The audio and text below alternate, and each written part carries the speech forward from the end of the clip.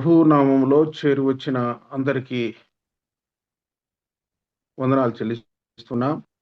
Morning conference 4793వ రోజు. మరి మనమందరము ఈ జూమ్ యాప్ ద్వారా పాల్గొనడానికి దేవుడు కృప చూపాడు. ప్రభువుకు స్తోత్రములు. ప్రారంభ ప్రార్థన చేసి ఈ కూడికను ప్రారంభించుకుందాము. ప్రారంభ ప్రార్థన దేవుని దాసులు పెద్దలు కొల్లూరి దేవదానం గారు ప్రార్థన చేస్తారు. ప్రారంభ ప్రార్థన. వందనాలన్నా. వందనాలు. ఉపామయుడా, పరిశుద్ధుడా, మమ్మను బోగా ప్రేమించి మా కొరకై అమూల్యమైన రక్తమును కార్చి ప్రాణదానం చేసిన ప్రాణనాథ, మీ పవిత్రమైన ఘనమైన నామనకు వందనాలు, స్తుతులు, స్తోత్రాలు చెల్లిస్తున్నాం.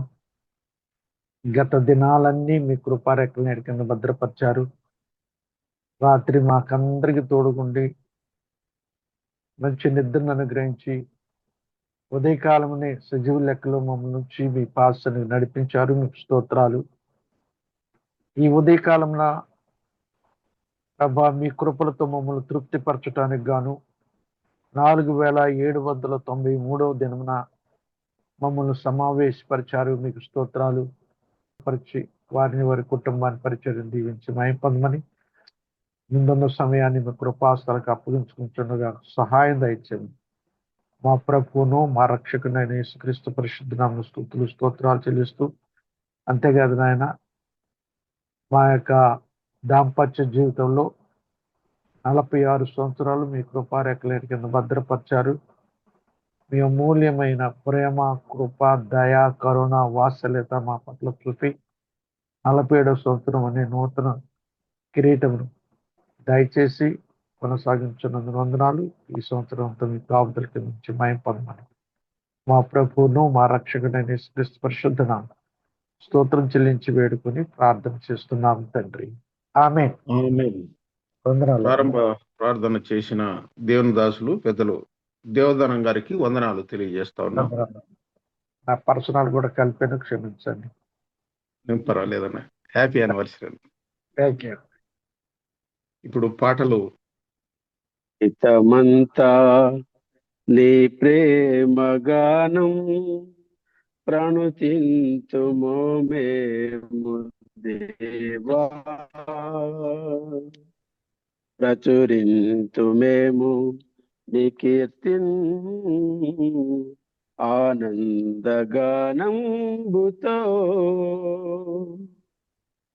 సర్వ సమయములలో నీ స్తుతి గానం, ఎల్ల వేళల యందు నీ నామ ధ్యానం.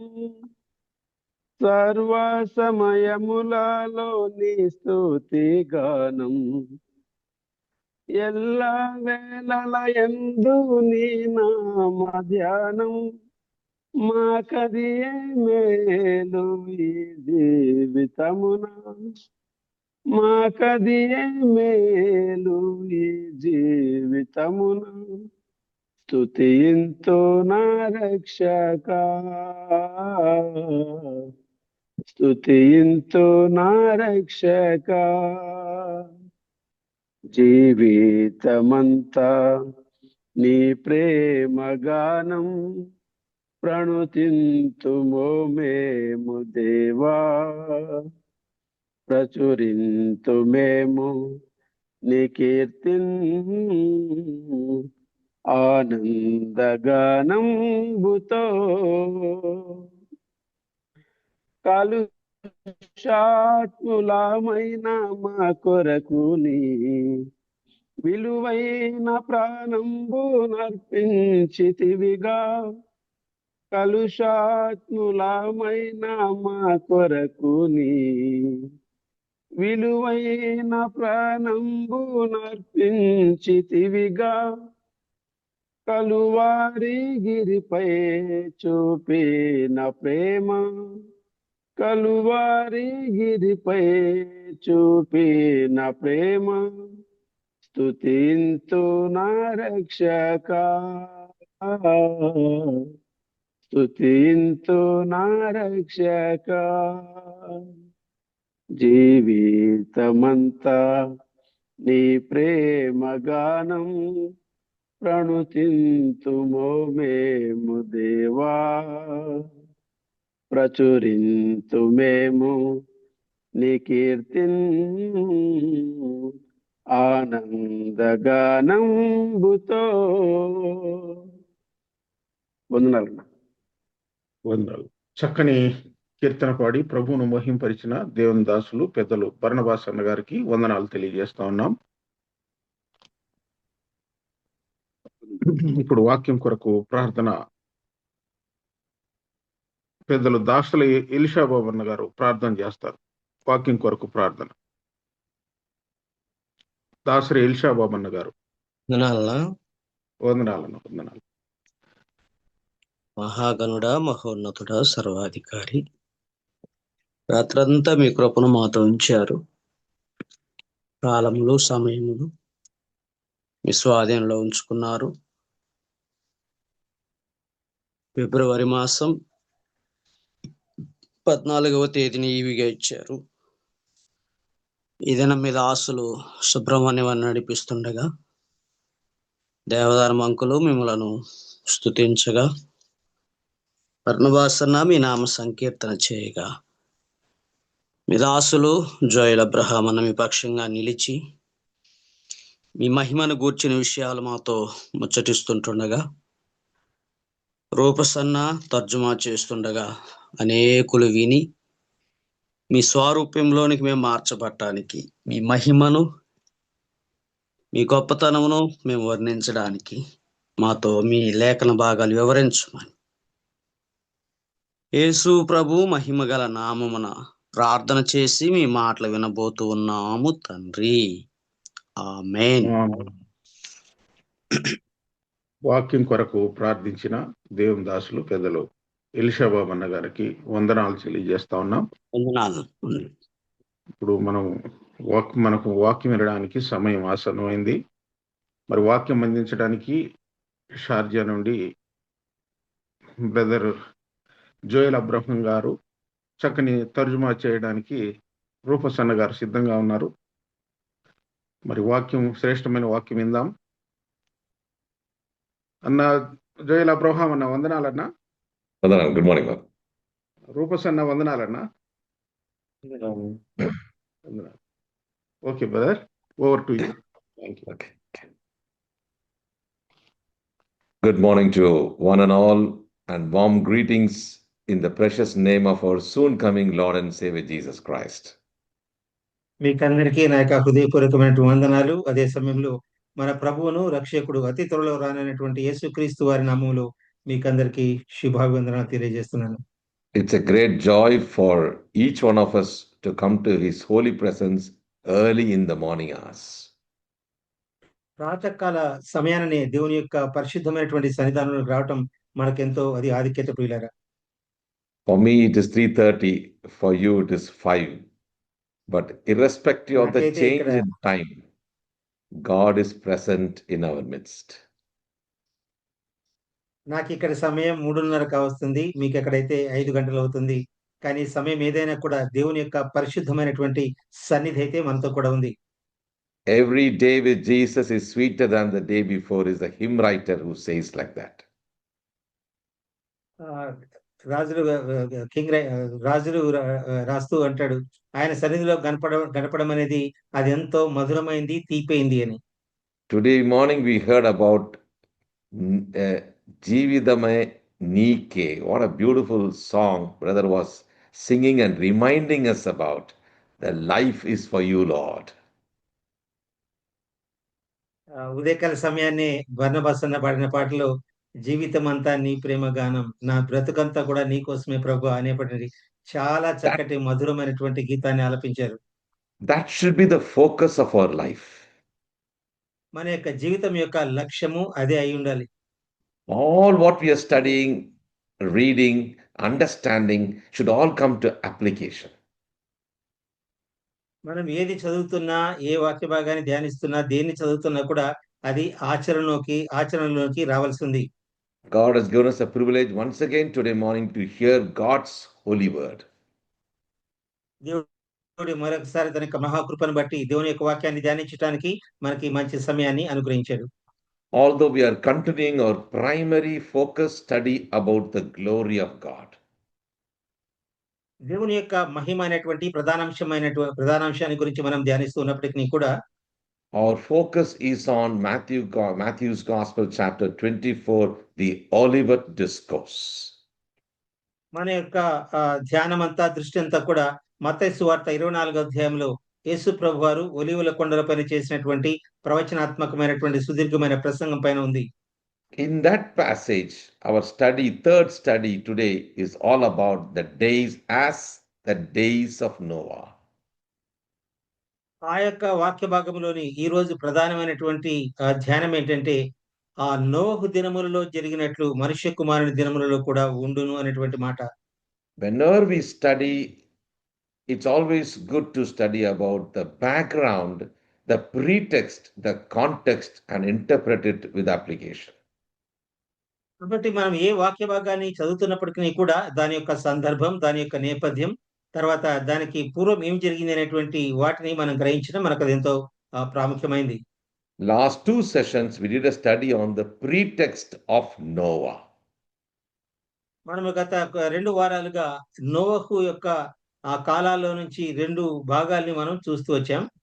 The pretext is before we come to Noah, we need to study what is the previous text. That's what we did from the life of Cain and Seth, the genealogy of Cain and Seth. Setu యొక్క తర్వాత కయీను యొక్క వంశావళి నుంచి నోహు దినములలో వరకు ఏ విధంగా వారి యొక్క జీవితాలు ఉన్నాయి అనేటువంటి అంశాలను గురించి మనము గత 2 వారాలుగా ధ్యానిస్తూ వచ్చాం. Definitely, there will be so many questions in our mind. ఖచ్చితంగా మన యొక్క మనసుల్లో చాలా అనుమానాలు ఉండవచ్చు.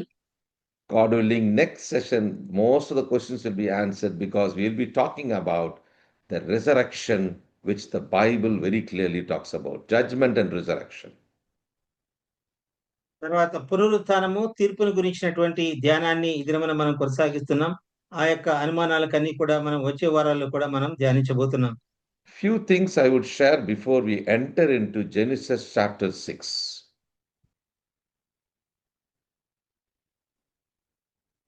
ఆదికాండము 6వ అధ్యాయంలో నుంచి కొన్ని ముఖ్య వాక్య భాగాల మీద పంచుకోవాలని నేను ఆశపడుతున్నాను.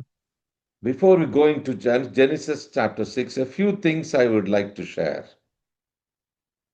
ఆదికాండం 6వ అధ్యాయంలోనికి వెళ్ళక మునుపు కొన్ని అంశాలు మీతో పంచుకోవాలని నేను ఆశపడుతున్నాను.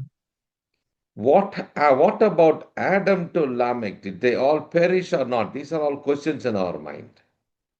మన యొక్క మదిలో ఉన్నటువంటి సందేహాలు ఏంటంటే ఆదాము నుంచి లెమెకు వరకు వారి యొక్క మరణం ఏ విధంగా ఉంది అనేది. In our last message, it was about physical death, not about eternal condemnation. మనము గత వారంలో చదివినటువంటి విధంగా వారి యొక్క భౌతిక మరణాన్ని గురించి మనం ధ్యానించాం కానీ నిత్యత్వంలో ఉన్నటువంటి వాటిని గురించి మనం ధ్యానించలేదు.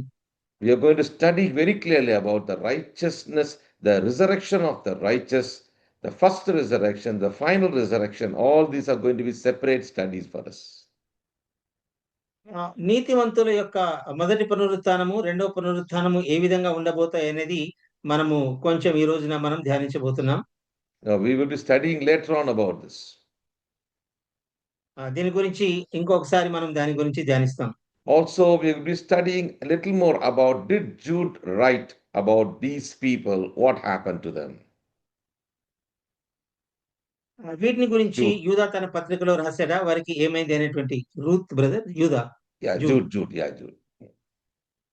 So these are all references. వీరిని గురించినటువంటి ప్రస్తావన. Yeah, we all took as references, but in detail we'll be coming in the context of the study of resurrection. వాటి యొక్క వాక్య భాగాలు మనం చదువుకుంటాం కానీ వాటి యొక్క సందర్భం ఏంటో అది కూడా మనం ధ్యానించబోతున్నాం. Today's focus is all about days of Noah. ఈ రోజు మన యొక్క దృష్టి అంతా కూడా నోహు దినములు అనేటువంటి వాటిపైన. Very important for us to understand in all these genealogies, it can become academic, it can become prophetical, it can become knowledge. But let's not forget about what is the application God wants us to learn.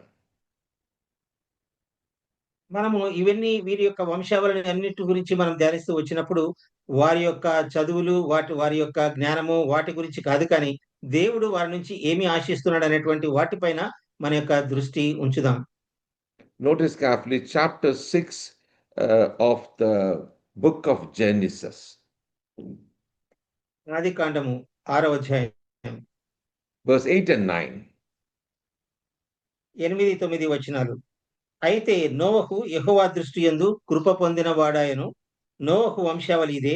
నోవహు నీతిపరుడును తన తరములో నిందారహితుడనై ఉండెను.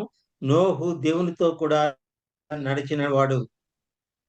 Now notice carefully, before this you might not see an expression like this, neither in chapter 4 or 5, only now you see about Noah. Why?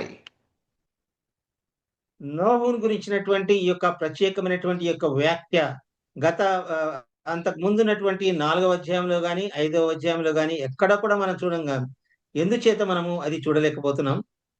In 4th chapter and 5th chapter, you don't see that. 4వ అధ్యాయంలో 5వ అధ్యాయంలో ఎక్కడ కూడా మనం ఇలాంటి పదాలను ఇలాంటి వ్యాఖ్య మనం చూడము. Although the descendant of Adam is spoken about. ఆదాము గురించినటువంటి వంశాలను గురించి వ్రాయబడినప్పటికీ కూడా ఎక్కడ కూడా నోవహు గురించినటువంటి ఆ యొక్క భావన ఆయన గురించినటువంటి మాటలు ఎక్కడ మనకు కనపడవు. Noah found favor in the eyes of the Lord. నోవహు యెహోవా దృష్టి యందు కృప పొందినవాడు అనేటువంటి మాట మనం చదివాం. Noah was a just man, not the word, just man.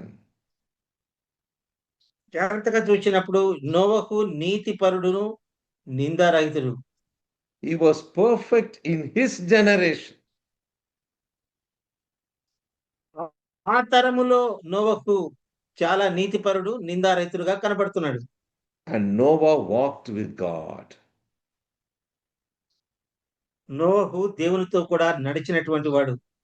Notice carefully, Amos 3:3. Again, I'm repeating, last time also I said that without having intimacy, agreement, two people cannot walk together. కాబట్టి దేవునితో కూడా నడవడం అనేది మనం చూసినప్పుడు గత వారంలో కూడా మనం ధ్యానించాము. ఒక సమ్మతి లేకుండా తర్వాత ఆయన యొక్క కృప లేకుండా మనము ఒకరితో ఒకరము నడవలేము ప్రియులారా. Amidst the widespread wickedness of the evil days, there is one person who walked with God. ఆ యొక్క చెడ్డ తరములో చుట్టుపక్కలంతా కూడా చెడుతరం విస్తరించినటువంటి ఆ తరములో నోవహు ఒక్కడే నీతిపరుడుగా జీవించడం మనం చదువుతున్నాం. I would title it like this for today. నేను దీనికి ఒక పేరు పెట్టాలని నేను అనుకుంటున్నాను. Designed by scripture, not by culture. వాక్యము చేత మాత్రమే ఇది రూపొందించబడింది కానీ వారి యొక్క నాగరికతను బట్టి ఇది ఈ పేరు రాయబడలేదు. In our church for the whole year, the youth has taken a study, and the theme for the whole year is designed by scripture, not by culture. ఆ యొక్క యూత్ స్టడీలో మాకంతటికి ఉన్నటువంటి ఒక టాపిక్ మేమేం తీసుకున్నామంటే దేవుని చేత నిర్ణయింపబడింది కానీ నాగరికత చేత అది నిర్ణయించబడలేదనేటువంటి ఆ యొక్క టాపిక్ మేము తీసుకొని ధ్యానించాం. Always it's important for us, anything for us, it should be designed by the word of God, not by culture. కాబట్టి మన యొక్క జీవితంలో ప్రతిదీ కూడా దేవుని చేత నిర్ణయించబడినదే ఉండాలి కానీ మన నాగరికతను బట్టి అది నిర్ణయించబడటం అనేది అది వాస్తవం కాదు. What all things we're going to learn from for the next few minutes, it's all about Noah, his life, his lifestyle, and his recognition, approval by God. నోహు జీవితంలో ఏ విధంగా జీవించాడు, తర్వాత ఆయనకు జీవిత గుణలక్షణాలు ఏంటి, దేవుని చేత ఏ విధముగా తను ఆమోదించబడ్డాడు అనేటువంటి గుర్తించబడ్డాడు అనేటువంటి మాటలు మనం ధ్యానించబోతున్నాం. How he was designed. Notice carefully, before you get the approval, you should be designed by God. నువ్వు నేను కూడా దేవుని చేత మనము ఏర్పరచబడినటువంటి వారంగా మనం ఉండవలసిన వారమై ఉన్నాం. Verse 18. 18వ వచనం. అయితే నీతో నా నిబంధన స్థిరపరచుదును. నీవును నీతో కూడా నీ కుమారులను నీ భార్యయు నీ కోడండును ఆ ఓడలో ప్రవేశింపవలెను. Notice carefully, first thing which you see exceptional than any others in the life of Noah, between thee and me, that's the Lord says, they established a covenant.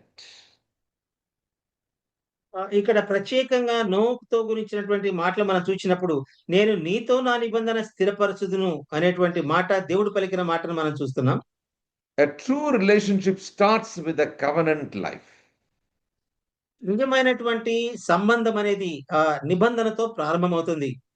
Very important for us to understand. This is not New Testament. Even in the Old Testament, we are reminded about the covenant of God. కాబట్టి ఇది కొత్త నిబంధన కాదు, కానీ పాత నిబంధన నుంచే ఒక ఆ యొక్క సంబంధం అనేది దేవుని చేత నిర్ణయించబడిందిగా, ఆయన యొక్క నిబంధన ఉన్నట్టుగా మనం చూస్తున్నాం. Let's go back to, before we could look into little more detail, let's go back to how the genealogy started. మనము లోపల వివరాల్లోనికి వెళ్ళక మునుపు ఆ యొక్క వంశావళి ఏ విధంగా మొదలైంది అనేటువంటి విషయం ఒకసారి మనం ధ్యానం చేద్దాం. Chapter 4, verse 25. 4వ అధ్యాయము 25వ వచనం. ఆదాము మరలా తన భార్యను కూడినప్పుడు ఆమె కుమారుని కని కయ్యూను చంపిన హేబెలునకు ప్రతిగా దేవుడు నాకు మరి యొక్క సంతానము నియమించిననుకుని అతనికి షేతు అను పేరు పెట్టెను. 26. మరియు షేతునకు కూడా కుమారుడు పుట్టెను, అతనికి ఎనోష్ అని పేరు పెట్టెను. అప్పుడు యెహోవా నామమున ప్రార్థన చేయుట ఆరంభమైనది. Now we notice very carefully. జాగ్రత్తగా గమనించండి. Enos was born, then men began to call upon the name of the Lord. 26వ వచనంలో యోనోషు పుట్టిన తర్వాత అప్పుడు జనులు యెహోవా నామమున ప్రార్థన చేయటం అనేది ఆరంభమైనట్టుగా మనం చదువుతున్నాం. There is a worship culture which started. ఆరాధన క్రమం అనేది ఏనోషు పుట్టిన తర్వాత ఆరంభమైంది. In chapter 4, there is a rebellion culture. 4వ అధ్యాయంలో మొత్తము కూడా తిరుగుబాటుతనాన్ని మనం చూస్తాం. Here there is a worshiping culture. కానీ ఇక్కడ ఆరాధన క్రమము, ఆరాధనకు సంబంధించినటువంటి వారి యొక్క జీవిత విధానం మనం చూస్తాం. My dear believers, that's the first thing for us to identify how a godly line is being generated. కాబట్టి దేవుని యొక్క సంతానము లేదా వంశం అనేది ఏ విధంగా ఆరంభమవుతుంది అనేది మనం జ్ఞాపకం ఉంచుకుందాం. From there only the whole study flows in line one by one. కాబట్టి ఇక్కడ నుంచి నోహు వరకు కూడా ప్రతిదీ కూడా ఎంతో క్రమంగా మనం ఇక్కడ రాసినట్టుగా మనం చదువుతూ వెళ్తాం. Don't forget, Adam was present. Almost he saw 10 generations. Let's not forget about it. కాబట్టి ఒక విషయం మనము మర్చిపోకూడదు. అదేంటంటే ఆదాము ఈ యొక్క 10 తరాలలో కూడా తను జీవించినట్టుగానే వాక్యంలో రాయబడింది. ఆదాము కూడా ఉన్నాడు. Because almost 930 years he lived and then died. అంటే ఆదాము 930 సంవత్సరాలు జీవించి మరణించినట్టుగా మనం చదువుతాం. Imagine when one by one the child and the grandchild is being born, Adam is watching everything.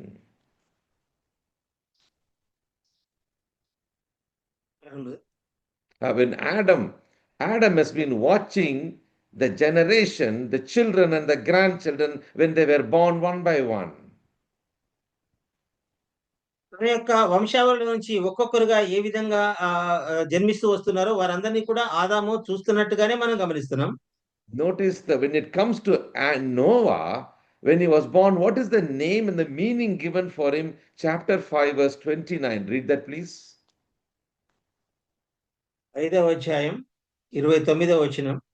భూమిని యెహోవా శపించినందు వలన కలిగిన మన చేతుల కష్టం విషయంలోను మన పని విషయంలోను ఇతరు మనకు నెమ్మది కలుగజేయననుకుని అతనికి నోరు పెట్టెను. Here it is said to be rest or a comfort is going to be given now. ఇక్కడ జాగ్రత్తగా మనం చూసినప్పుడు ఆదరణ లేక నెమ్మది కలుగజేసేటువంటి పేరును అనేటువంటి అర్థం వచ్చేటువంటి పేరును మనం చూస్తున్నాం. In KJV Bible it's given Noah means he shall give us comfort. నోహు గురించినటువంటి ఆ మాటకి పేరుకి భావం మనం చూచినప్పుడు నెమ్మది లేక ఆదరణ అని మనం చూస్తాం. My dear believers, how important it is for us to understand the very name and what was Adam waiting to see now. కాబట్టి ఒక పేరుకున్నటువంటి ఆ యొక్క భావము ఎంత చక్కటిదో గమనించండి ప్రియులారా. ఇవన్నీ కూడా ఆదాము ఏ విధంగా గమనిస్తున్నాడో అవన్నీ కూడా మనం చదువుతున్నాం. And then we see in verse 32, Noah was 500 years old. He gave birth to Shem, Ham, and Japheth. తర్వాత మనం చూసినప్పుడు 5వ అధ్యాయము 32వ వచనంలో నోహు 500 ఏళ్లు గలవాడై షేమును, హామును, యాపెతును కనెను అనేటువంటి మాట మనం చదువుతాం. It is not about the number which is given here, but the generations who lived there, what they lived, what they did matters. కాబట్టి ఇక్కడ సంఖ్యను గురించినటువంటి ప్రాముఖ్యత కాదు గాని వారు ఏ విధంగా జీవించారు, వారి యొక్క జీవన విధానం ఏ విధంగా ఉంటున్నది అనేదే ప్రాముఖ్యం. Now coming to chapter 6, verse 22. 6వ అధ్యాయం 22వ వచనం. నోహు అట్లు చేసెను, దేవుడు అతనికి ఆజ్ఞాపించిన ప్రకారం యావత్తు చేసెను. The first thing we saw about covenant. Second thing, he is a మొట్టమొదటి follower of commandment. కాబట్టి మొట్టమొదటిగా మనం గమనించింది దేవుడు ఆయనతో చేసినటువంటి నిబంధన మనం చూస్తున్నాం. ఇక్కడ మనం చూస్తున్నది దేవుడు ఆజ్ఞాపించిన ప్రతిదీ కూడా నోహు చేసినటువంటి ఆ యొక్క లోబడే విధానం మనం చూస్తున్నాం. Look at chapter 7, verse 5. Again it's repeated. మరొకసారి అది తిరిగా రాయబడింది 7వ అధ్యాయం 5వ వచనంలో. తనకు యెహోవా ఆజ్ఞాపించిన ప్రకారం నోహు యావత్తు చేసెను. He loves the commandment of God and he obeys the commandment of God. నోహు తన జీవితంలో దేవుని యొక్క ఆ యొక్క ఆజ్ఞల్ని ప్రేమించేవాడుగా ఉన్నాడు, వాటికి లోబడి జీవించేవాడుగా కూడా కనపడుతున్నాడు. The worship culture is an obedient culture. So అక్కడ వాళ్ళకున్నటువంటి ఆ యొక్క జీవన విధానం, జీవన శైలి ఏంటంటే ఆరాధించేటువంటి జీవన శైలి కలిగినటువంటి వారి విధానం. And that leads to obedient culture. ఎప్పుడైతే అదే ఆ యొక్క ఆరాధన క్రమమే దేవునికి లోబడేటట్టుగా చేసినట్టుగా మనం గమనిస్తున్నాం. Now let's see in the book of New Testament what is mentioned about Noah. నోహు గురించి కొత్త నిబంధన గ్రంథంలో ఏం రాయబడిందో ఒక్కసారి చదువుదాం. Book of Hebrews, please. ఫిబ్రవరికి రాసిన పత్రిక. Among the heroes of faith, what is written about Noah? విశ్వాస వీరుల యొక్క జాబితాలో నుంచి నోహును గురించినటువంటి ప్రస్థానం లేదా నోహు గురించి ప్రస్తావన ఏ విధంగా ఉందో ఒకసారి గమనిద్దాం. Chapter 11, verse 7, please. 11వ అధ్యాయము 7వ వచనం. విశ్వాసమును బట్టి నోహు అది వరకు చూడని సంగతులను గూర్చి దేవుని చేత హెచ్చరింపబడి భయభక్తులు గలవాడై తన ఇంటి వారి రక్షణ కొరకు ఒక ఓడను సిద్ధము చేసెను. అందువలన అతడు లోకం మీద నేర స్థాపనను చేసి విశ్వాసమును గట్టి గలుగు నీతికి వారసుడాయను. By faith Noah, that's how it starts. అది ఏ విధంగా మొదలవుతుందంటే విశ్వాసమును బట్టి నోహు. Being warned of God of things not seen yet. You see that? ఇక్కడ మనం చూసినప్పుడు అది వరకు చూడని సంగతులను గురించి దేవుని చేత హెచ్చరింపబడిన వాడుగా మనం చదువుతున్నాం. He didn't know about the theology of faith, but he absolutely believed and acted upon his belief, that is faith.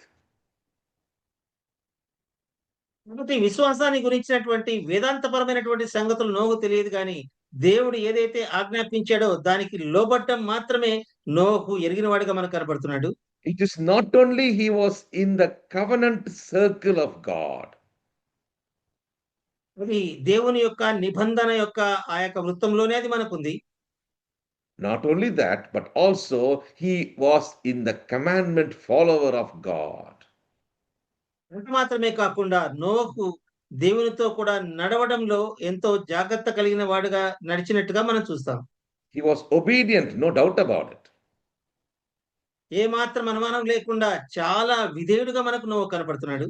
But here what we see, he was moved with fear. Notice the word. ఒక మాట మనం జాగ్రత్తగా గమనించండి. నోహును గురించినటువంటి మాట ఇంటి వారి కొరకు రక్షణను రక్షణ కొరకు ఒక ఓడను సిద్ధము చేసెను అనేటువంటి మాట. Now, what is given there? Moved with fear. It's not there? Bhayabhakti. భయభక్తులు గలవాడై, దేవుని చేత Yes. హెచ్చరింపబడిన వాడే భయభక్తులు గలవాడై. You see, holy fear this is. ఇది పరిశుద్ధమైనటువంటి భయము, భక్తి ప్రియులరా.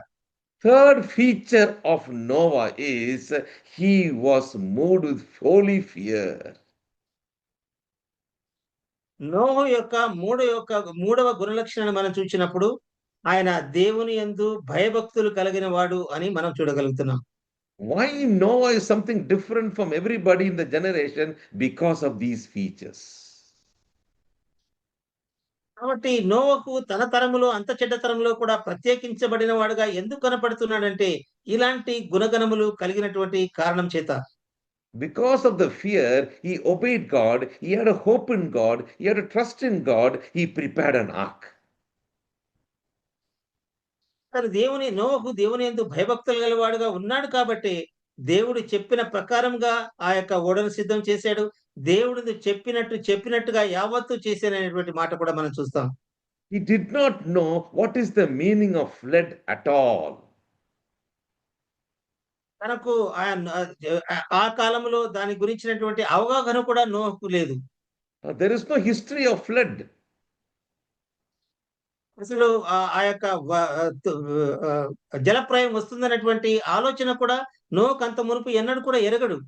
There was no question to God about what is this you're talking, even no question. నోవకు జలప్రలయం గురించి దేవుడు చెప్తున్నప్పుడు అసలు జలప్రలయం ఏంటి అని ఏనాడు కూడా దేవుని కూడా ప్రశ్నించిన వాడుగా మనకు కనబడటం లేదు.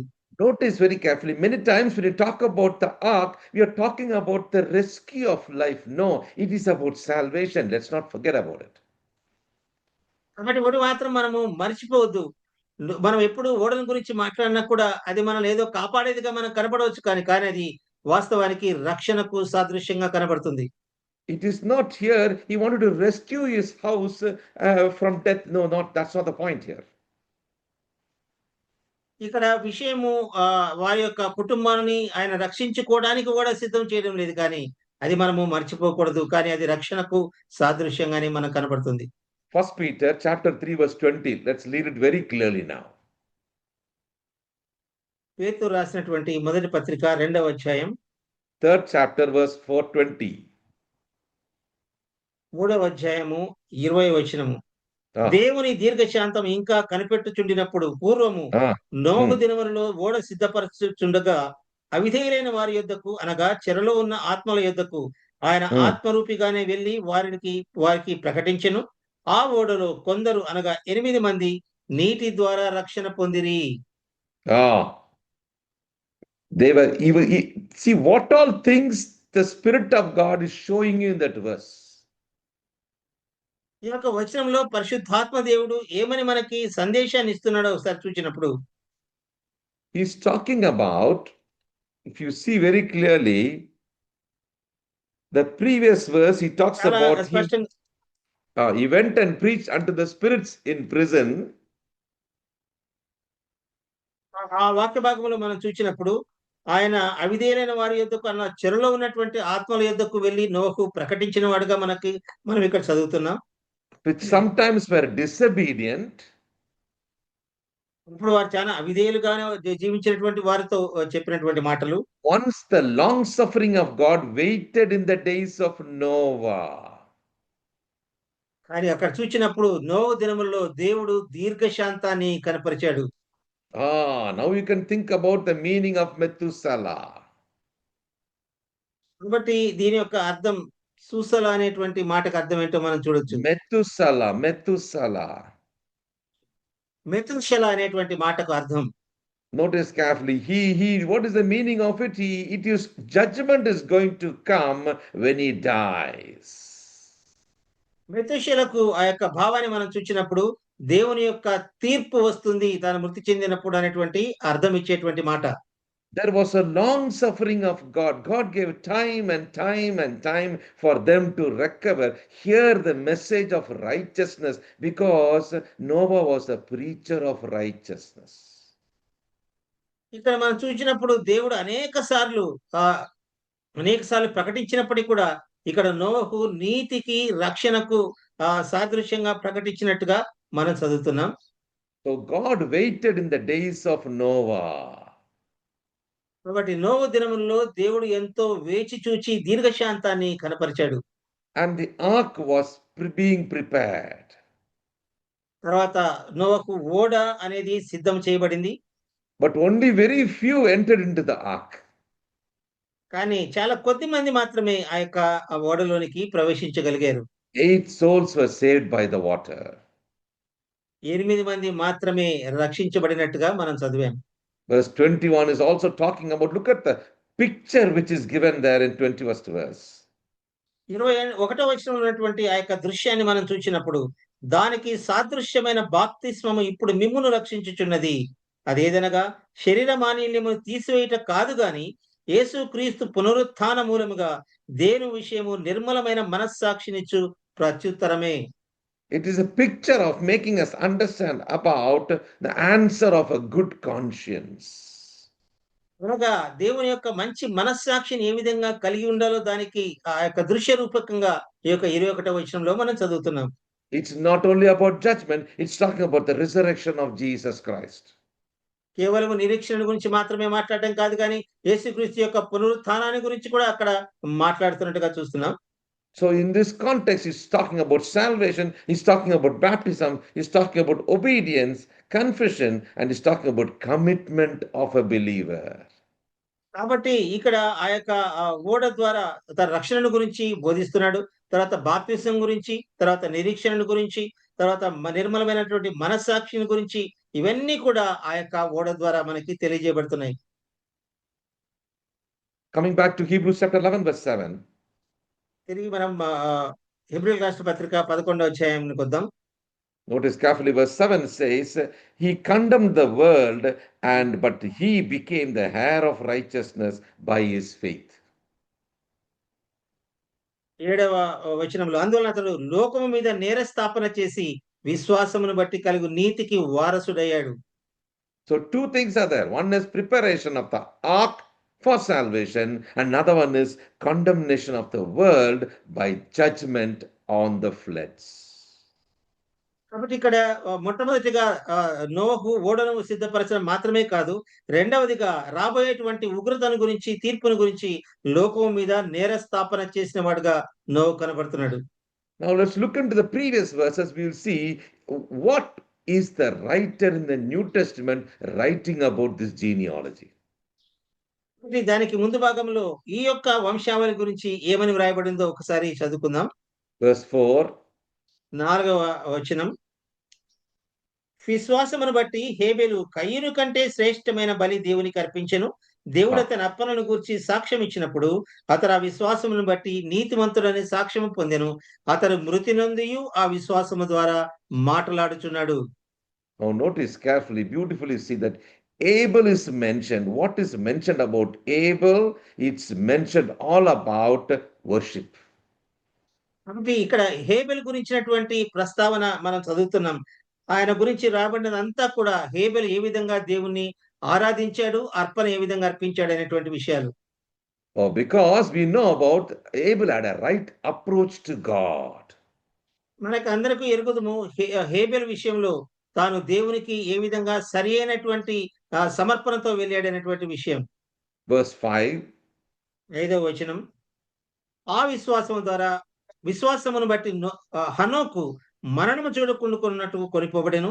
అతని కొనిపోబడక మునుపు దేవునికి ఇష్టుడై ఉండెనని సాక్ష్యము పొందెను కాగా దేవుడు అతని కొనిపోయిన గనుక అతడు కనబడలేదు. He pleased God by his relationship. He became so close and close and close to God. God told that, I am not going to allow you to die here. I will take you because you become very close and you're united to me. No more you can be on this earth. Look at the testimony of Enoch. హనోకు యొక్క సాక్ష్యాన్ని గురించి జాగ్రత్తగా మనం చూసినప్పుడు హనోకు దేవునికి ఇష్టడుగా జీవించాడు. దేవుడు ఆ యొక్క హనోకు జీవితాన్ని చూసినప్పుడు, ఆ యొక్క నడకను చూసినప్పుడు, ఇక్కడ నువ్వు ఈ భూలోకంలో ఉండవలసిన అవసరం లేదు, కానీ నేను భూలోకంలో నుంచి మరణం చూడకుండానే నేను నా దగ్గరికి తీసుకెళ్తానని ఆశ కలిగి హనోకును తీసుకెళ్ళిపోయాడు. Just now we read about ark. What was the meaning of ark in 1 Peter? మనము ఆ యొక్క ఓడల గురించి మనం ఇంతకుముందు చదివాం. పేతురు మొదటి గ్రంథంలో ఆ యొక్క ఓడ దేనికి సాదృశ్యంగా ఉందో మనం It was చూచినప్పుడు representing about baptism. It was representing about the guilt removed from the heart of man, and the true emphasis of true relationship is established. We could see that clearly there. అంటే స్పష్టంగా మనం గమనించినప్పుడు పేతురు రాసినటువంటి గ్రంథంలో ఆ యొక్క పత్రికలో ఆ యొక్క ఓడకి మనకు రక్షణకు సాదృశ్యంగా కనపడుతుంది. తర్వాత బాప్తిస్మానికి సాదృశ్యంగా ఏ విధంగా మనకు ఉన్నటువంటి ఆత్మ న్యూనత భావాన్ని తీసివేసేదిగా మనకి కనబడుతుంది. So today morning I must remind you, imagine, think about the way Enoch walked with God. He was so close and close and close. God and Enoch became very close to each other. కాబట్టి ఈ ఉదయకాల సమయాన్ని నేను మీకు ఒక జ్ఞాపకం చేయదలుచుకున్నాను. హనోకు యొక్క జీవితాన్ని గురించి జాగ్రత్తగా గమనించండి. హనోకు ఏ విధంగా ఎంత సమీపముగా దేవునితో జీవించగలిగాడు ఆ దినాలలో. You know, I want you to notice the translation clearly what is mentioned about Enoch. హనోకును గురించినటువంటి సరైనటువంటి అనువాదం ఏ విధంగా వ్రాయబడిందో నేను ఒకసారి చదవాలని ఆశపడుతున్నాను. English Bible says like this: Enoch was translated that he should not see death, not he did not see death. Notice that? He must never see death. ఒక విషయం మనం గమనించినప్పుడు ఇక్కడ రాయబడినటువంటి ఆ యొక్క అనువాదాన్ని మనం చూసినప్పుడు నోవహు అతను మరణం కొనిపోబడక మునుపు దేవునికి ఇష్టమైనటువంటి మాట దేవుడు అతన్ని తీసుకొని పోయాను అనగా హనోకు మరణించలేదు కానీ దేవుడు ఇష్టడైండి దేవుడు తీసుకున్నట్టుగా మనం చదువుతున్నాం. He was floating in the love of God, in the heart of God, and God told, I cannot separate him. I have to separate him for everybody. He is exceptional in his walk with me. Therefore, he will never see death. కాబట్టి దేవుడు అనుకున్నటువంటి ఆ యొక్క ఆలోచన మనం చూసినప్పుడు హనోకు చాలా ప్రత్యేకంగా జీవిస్తున్నాడు.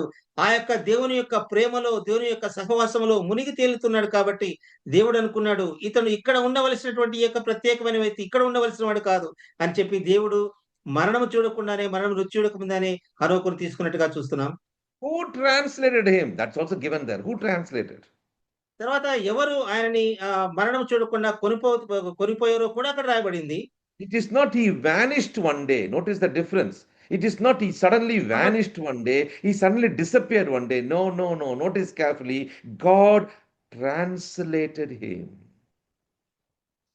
కాబట్టి ఈ యొక్క వచన భాగాన్ని జాగ్రత్తగా గమనించినప్పుడు ఏదో ఉన్నట్టుండి హనోకు కనబడకుండా పోలేదు కాదు కానీ ఇది అక్కడ స్పష్టంగా రాయబడిన మాట దేవుడు అతన్ని కొనిపోయాను గనుక అతడు కనబడలేదు. My dear believers and guys, we need to meditate on God's word. కాబట్టి దేవుని యొక్క వాక్య భాగాన్ని మనం జాగ్రత్తగా ధ్యానించాలి ప్రియులారా. It is not collecting facts. మనకున్నటువంటి వాస్తవాలన్నింటినీ కూడా సమకూర్చుకోవడం కాదు. We are living in the age of knowledge. We like to have a lot of knowledge, new things from God's word. It is very nice, interesting, but don't forget, they all started their walk not by collecting facts. They started their walk by the revelation of God, which we saw last time.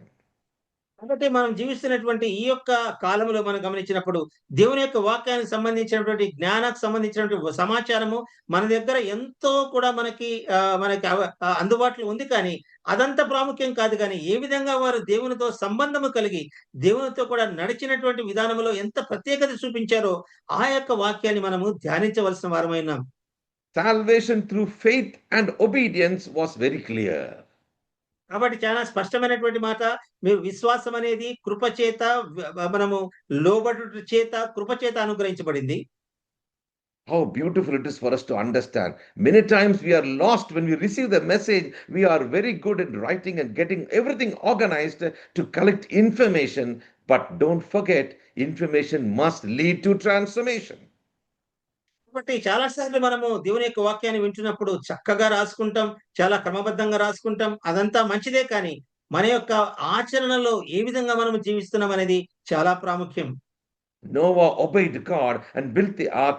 He and his household were saved. ఎప్పుడైతే నోవహు దేవుడు చెప్పినటువంటి ఆజ్ఞ మేరకు ఆ యొక్క ఓడను సిద్ధం చేశాడో నోవహు మాత్రమే కాకుండా నోవహు కుటుంబ సభ్యులు కూడా రక్షించబడిన వారుగా మనం చదువుతున్నాం. My dear believers and guys, note very carefully what is mentioned here about from verse 4 and 5 and 6 and 7. Only 3 names are mentioned. జాగ్రత్తగా గమనించండి విశ్వాసులారా. 4, 5, 6, 7 వచనంలో కేవలము ముగ్గురు వ్యక్తుల గురించే వ్రాయబడి ఉంది. We don't need to investigate what happened to others, but only thing is the word of God is so clear. By faith Abel, by faith Enoch, by faith Noah. వేరే వాళ్ళ కోసం మనం ఏం వెతికి పట్టుకోని అవసరం లేదు కానీ చక్కగా రాయబడినటువంటి మాట, విశ్వాసమును బట్టి హేబెలు, విశ్వాసమును బట్టి హనోకు, విశ్వాసమును బట్టి నోవహు. Right approach to God, Abel. హేబెలు యొక్క విషయంలో దేవునితో సరి అయినటువంటి రీతిలో అర్పణను అర్పించినటువంటి వాడు. Right relationship with God, it was Enoch. హనోకు జీవితాన్ని చూచినప్పుడు దేవునితో చక్కగా ఆయనతో నడిచినటువంటి వాడుగా కనబడుతున్నాడు. Right response to God and God's word, it was only Noah. నోహు మాత్రమే దేవుని యొక్క మాటలకు లోబడినటువంటి వాడుగా మనకు కనపడుతున్నాడు. As I told you last time, the word called halak. Halak means walk. Abel's halak, notice carefully, and Enoch's halak and Noah's halak. This is exceptional in the whole scripture. ఈ యొక్క లేఖన భాగాలంతట్లో కూడా నేను గత వారంలో చెప్పినటువంటి రీతిగా హెచ్ఏఎల్ఏకి హలక్ అనేటువంటి మాటను మీకు జ్ఞాపకం ఉంటే జ్ఞాపకం తెచ్చుకుందాం. వీరందరూ కూడా ఈ ముగ్గురు కూడా అదే విధంగా ప్రత్యక్షత కలిగి దేవునికి లోబడి జీవించినటువంటి వారుగా మనకు కనబడుతున్నారు. They were designed by God, God's word, follower of God, not by the world, not by the worldly culture, my dear believers. ప్రియ విశ్వాసాల వారు దేవుని చేత నిర్మించబడినటువంటి వారుగా, రూపించబడినటువంటి వారుగా మనకు కనపడుతున్నారు. కానీ వారు లోక సంబంధులుగా, లోకాచారాలుగా, తర్వాత వారి యొక్క నాగరికతలో వారు జీవించిన వారు కాదు, కానీ కేవలము దేవుని కోసమే జీవించిన వారుగా మనకు కనపడుతున్నారు. Let's go back to see one more feature before we close from the book of Genesis. మనం ముగించక మునుపు మరి యొక్క వచన భాగాన్ని చదువుకుందాం. ఆది కాండం Chapter 8, 8వ అధ్యాయం verse 20. 20వ వచనం. Ah. అప్పుడు నోవహు యెహోవాకు బలిపీఠము కట్టి పవిత్ర పశువులన్నిటిలోనూ పవిత్ర పక్షులన్నిటిలోనూ కొన్ని తీసుకొని ఆ బలిపీఠము మీద దహన బలి అర్పించెను. అప్పుడు యెహోవా ఇంపైన సువాసన ఆఘ్రానించి ఇక మీదట నరులను బట్టి భూమి మరలా శపించెను అనేటువంటి మాట. Oh, I loved this when I read yesterday late night at 12 o'clock.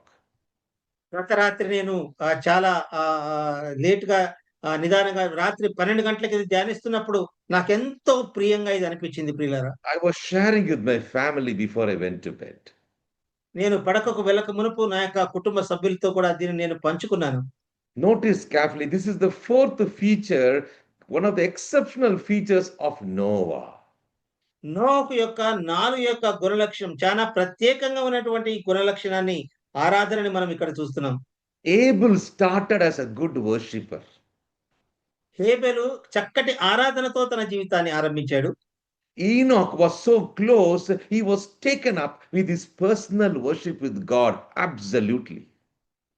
నోహు జీవితాన్ని చూచినప్పుడు దేవునితో ఎంతో సమీపముగా నడిచి ఆయన్ను ఆరాధించి మరణం చూడకుండానే కొనిపోబడ్డాడు.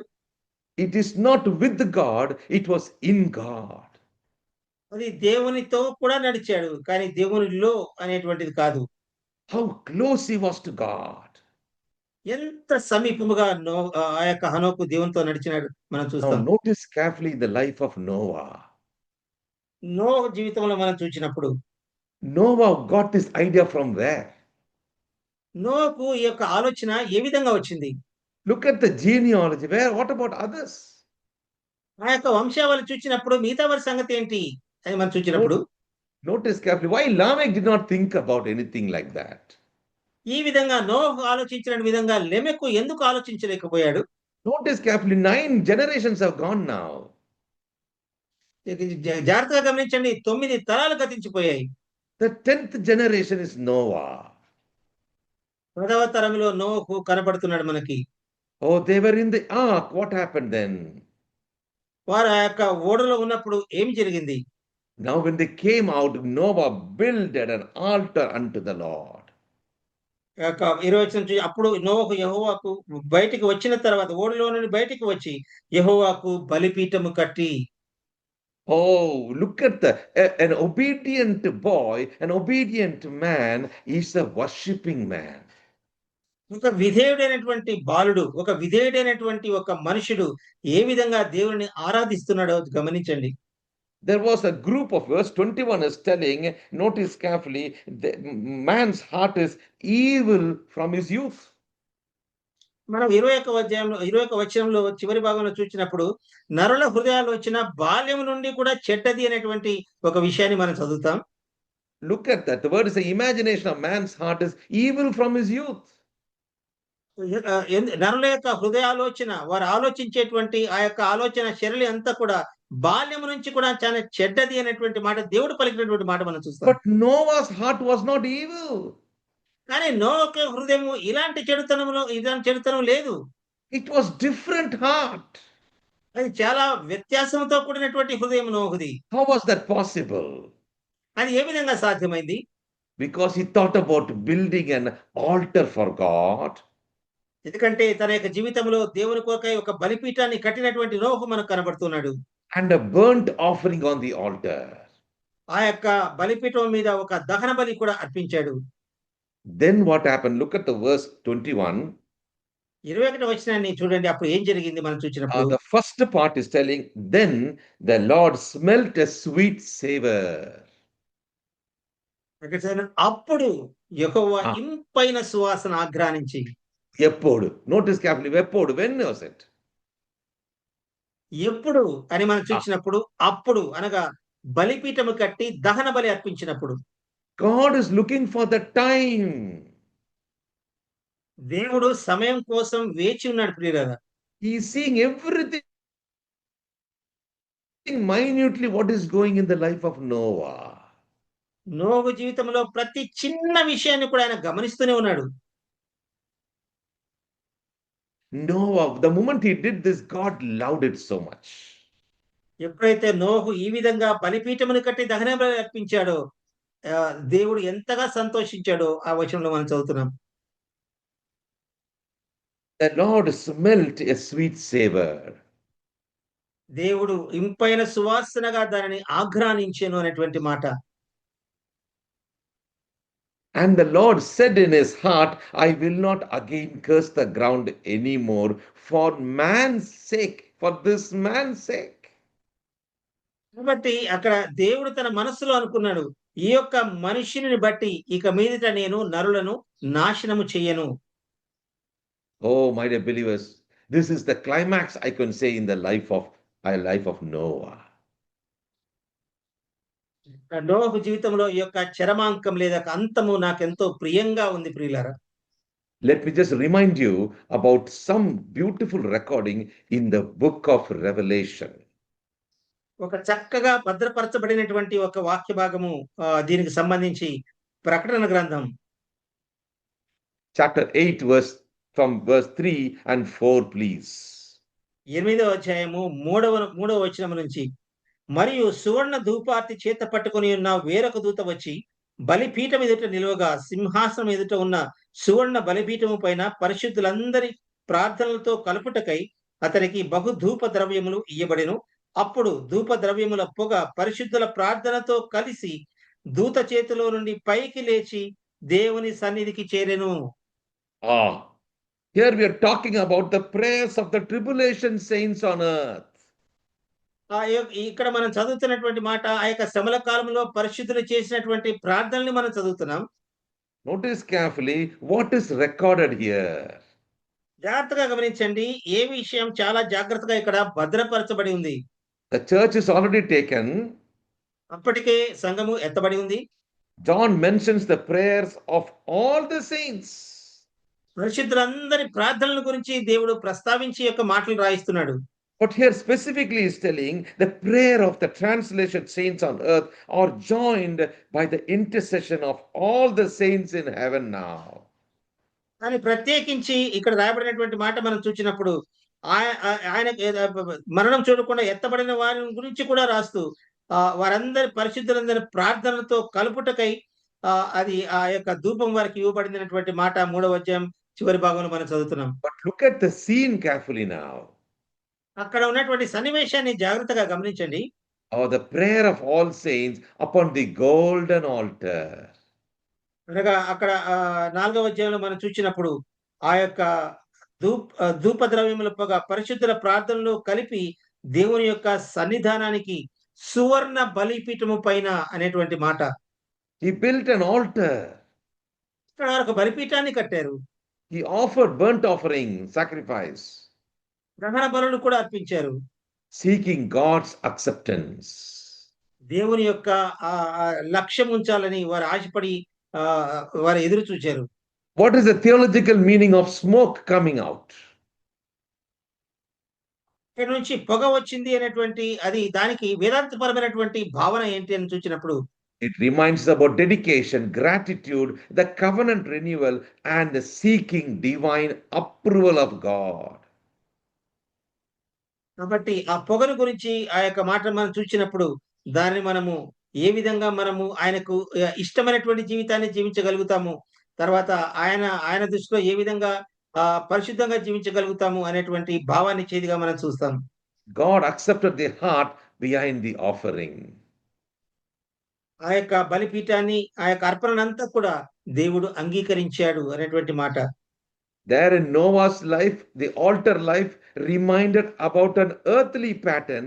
Here, this golden altar reminds us about the heavenly fulfillment.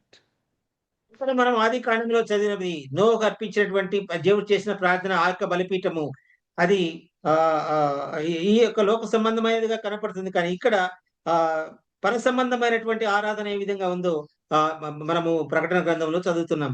Verse 4 says, the smoke of the incense which came with the prayer of the saints ascended up before God out of the angel's hand. 4వ వచనంలో అప్పుడు ఆ ధూప ద్రవ్యముల పొగ పరిశుద్ధుల ప్రార్థనలతో కలిసి దూత చేతిలో నుండి పైకి లేచి దేవుని సన్నిధిని చేరెను. Oh, my dear believers, notice carefully. It is going towards God. క్రీస్తునందు నా ప్రియ విశ్వాసాలను చాలా జాగ్రత్తగా గమనించండి. ఆ యొక్క పొగ అంతా కూడా దేవుని యొక్క సన్నిధికి చేరినట్టుగా మనం చూస్తున్నాం. We heard about the covenant of Noah with God. మనము దేవుడు నోవతో చేసినటువంటి నిబంధనను మనం చూసాం. Following the commandment of God. దేవుని యొక్క ఆజ్ఞలకు విధేయుడిగా జీవించినటువంటి జీవన విధానాన్ని చూసాం. Walking by holy faith. పరిశుద్ధమైనటువంటి విశ్వాసము కలిగి ఆయనతో కూడా నడిచినటువంటి వాడుగా మనం చూచాం. With the holy reverence of God. దేవునితో పరిశుద్ధమైనటువంటి ఆ యొక్క గౌరవాన్ని కలిగి భయభక్తులు కలిగి జీవించిన వాడు. Building the altar for God. దేవుని కొరకై ఒక బలిపీఠాన్ని కట్టినటువంటి నోవహు. And finally we see he got the approval of God. చివరిగా మనం చూచినప్పుడు దేవుడు ఏ విధంగా ఆ యొక్క అర్పణను అంగీకరించాడు, ఇంపైన సువాసనగా ఆఘ్రానించాడు అనేటువంటి మాటలు కూడా మనం చదివాం. How beautiful it is for us to understand the life of Noah today morning. కాబట్టి ఈ ఉదయకాల సమయాన్ని నోహు యొక్క జీవిత శైలిని జీవితాన్ని గురించి ధ్యానించడం ఎంత మధురమైంది ప్రియులారా. The salvation, the ark was leading him to an altar life, the life of altar, the prayer life, a worship life. కాబట్టి ఏదైతే ఓడ రక్షణకు సాదృశ్యంగా కనపడుతుందో ఆ యొక్క ఓడ నుంచి తాను ఆరాధనకు తర్వాత ప్రార్థనకు తను నడిపించినట్టుగా మనం చదువుతున్నాం. Oh, it's a deeper spiritual insight today morning. We heard about after judgment, after deliverance, after the covenant preservation, you can see the revelation of altar of God picture today.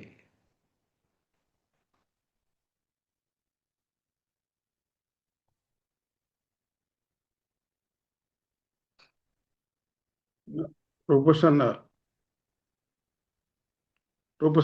Mute లో పడింది చూసుకోండి.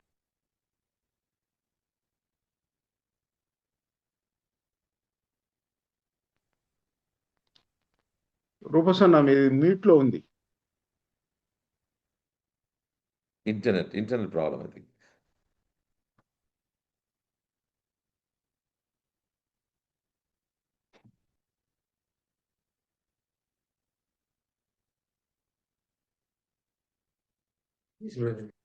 Yes, brother, you got it? I got it, brother. Yeah, Noah's altar was reminding us about after judgment, after deliverance, after the covenant preservation, it was the revelation at the altar.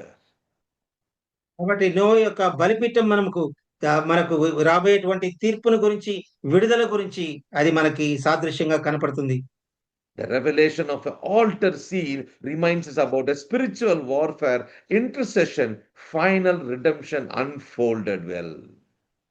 కాబట్టి ఆ యొక్క బలిపీఠం ద్వారా మనకు చిట్ట చివరిగా మనకు కడగబోయేటువంటి నిత్యమైనటువంటి విడుదలను గురించి దానికి సాదృశ్యంగా ఈ యొక్క ఆయన ప్రార్థన మనకి కనబడుతుంది.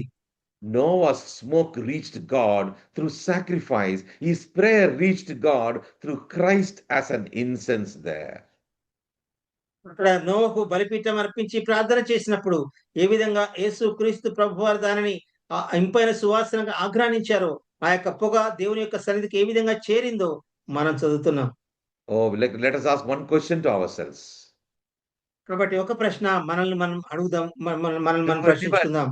Do I live a life with that altar revelation every day? ప్రతి దినము కూడా ఆ యొక్క బలిపీఠ ప్రత్యక్షత కలిగినటువంటి ప్రార్థన జీవితాన్ని నువ్వు నేను కలిగి ఉన్నామా? My worship should lead me to a prayer life. నా యొక్క ఆరాధన జీవితము నా యొక్క ప్రార్థన జీవితానికి నడిపించగలిగి ఉండాలి. It is not a stone altar, it is a heart altar. అదేదో అక్కడ బండపైన ఉన్నటువంటి బలిపీఠము కాదు కానీ మన యొక్క హృదయం యొక్క అర్పణ. Notice carefully, in heaven it is a golden altar. జాగ్రత్తగా గమనించండి, పరలోకంలో అయితే అది సువర్ణ ధూపార్తిగా మనం చూస్తున్నాం. Here it is no more the animal sacrifice, it is a living sacrifice according to Romans chapter 12 verse 1. మనము రోమిలకు రాష్ట్ర పత్రిక 12వ చూచినట్టుగా అది మనము ఈ లోక సంబంధమైనటువంటి బలిపీఠం కాదు కానీ అది దైవ సంబంధమైనటువంటి బలిపీఠంగా మనం చూస్తాం. The days of Noah, people had a carefree life, a freestyle life. They didn't care about anything till the judgment came. నోవహు దినాల్లో మనం చదివినటువంటి విధంగా వారు ఏ విధమైనటువంటి నిబంధనలు లేకుండా వారి ఇష్టానుసారంగా జీవించిన విధానాన్ని మనం చూసాం. Notice the word given there in Matthew's Gospel chapter 24, the flood came, who was taken and who was left. Notice the difference there. ఆ వ్యత్యాసాన్ని జాగ్రత్తగా గమనించండి. ఎవరు తీసుకొని వెళ్ళిపోబడి, ఎవరు రక్షించబడ్డారు, ఎవరు ఆ జలప్రయం నుంచి తప్పించుకున్నారు, ఎవరు తప్పించుకోలేకపోయారు అనేటువంటి మాటలు మనం అక్కడ 24వ అధ్యాయం మత్తయి సువార్తలో చూస్తాం. The wicked was taken and the righteous was left to live. కాబట్టి నీతిమంతులైతే వాటి నుంచి రక్షించబడగలిగారు, కానీ దుష్టులైతే వారితో కూడా మరణించినట్టుగా చదువుతాం. Oh, this is something very important for us to understand who was on the earth at that time. కాబట్టి మనం జాగ్రత్తగా గమనించవలసిన విషయం ఆ దినములలో అక్కడ ఎవరు ఉన్నారు అనేటువంటి ఆ యొక్క ప్రస్తావన. Because God wanted to repopulate the world with a new generation. ఏం చేతనంటే దేవుడు ఒక కొత్త తరాన్ని ఈ యొక్క భూమిపైకి తీసుకురావాలని ఆయన ఆశ కలిగి ఉన్నాడు. Oh, my dear believers in Christ, we started with an altar. Genesis chapter 6 starts 6 and 7 and 8 talks about the life of Noah, which brought out with the revelation of altar life.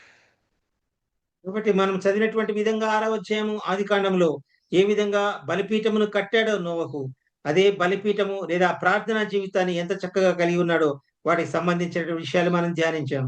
May the Lord help us to live a life which is pleasing to Him, living between the two altars, and be able to examine our life and to see that, like Noah, we could be able to live a life which is pleasing to God, walking closer and closer to Him every day.